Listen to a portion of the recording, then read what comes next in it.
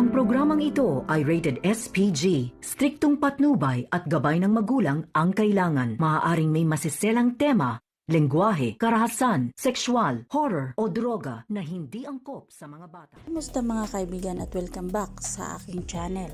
Narito ang aabangan natin sa FVJ Batang Quiapo. Matapos ang matinding bakbakan ni Tanggol at Hector Victorino, tuluyan na ring namamaalam si Hector. Samantalang dinala ni Tanggol ang kanyang mga kagrupo, isa na rin ang kanyang paparamon sa lugar kung saan liblib na tahimik na lugar. Para kay Tanggol ligtas sila kung saan dinala niya ang kanyang mga kasamaan dahil sa lugar na tahimik at walang nakakaalam. Labi niyang pansamantala lang ang kanilang pahinga doon, ngunit biglang nagpapakita si Ben sa kanila. Tutok ang baril ni Ben kay Tanggol at sabay sabing anong ginagawa ni Tanggol doon. Baka sa mukha ni Ben na galit siya kay Tanggol dahil si Tanggol nga ang dahilan sa pagkawala nila Supremo. Sa loob-looban ni Ben, sinabi niya sa kanyang sarili na makakaganti na rin siya sa pagkamatay nila Supremo matapos nga isumbong niya ito kina Miguelito at sa mga kapulisan. Sinubukan namang nagpaliwanag ni Tanggol kay Ben na dumating siya para humingi ng tulong at hindi naghanap ng gulo. Nakikiusap si Tanggol kay Ben na tulungan sila dahil wala na silang ibang mapupuntahan pa. Hindi nagtagal ay pinatuloy rin sila ni Ben. Ang buong akala ni Tanggol ay ligtas na sila sa lugar, ngunit ang hindi alam ni Tanggol ay tatraidorin sila ni Ben. Kaya manganganib na naman ang buhay ni Tanggol at ang mga kasamahan niya. Samantalang sa presinto, hinarap ni Rigor si Punggay at inimbestiga ito. Pilit niyang pinapasagot si Punggay kung nasaan si Tanggol. Mariin naman ang sagot ni Punggay na wala siyang alam. Lalong nagngingit-ngit sa galit si Rigor kay Punggay. Sinabi ni Rigor kay Punggay na wala silang pinagkaiba sa kanyang ama. Pareho nga raw sila nga umanong kriminal. Hindi matanggap ni Rigor na tinulungan ni Punggay si Tanggol na makatakas. Sa galit ni Rigor ay tuluyan ng pinakulong ni Rigor si Punggay at sinabing hindi na makakalabas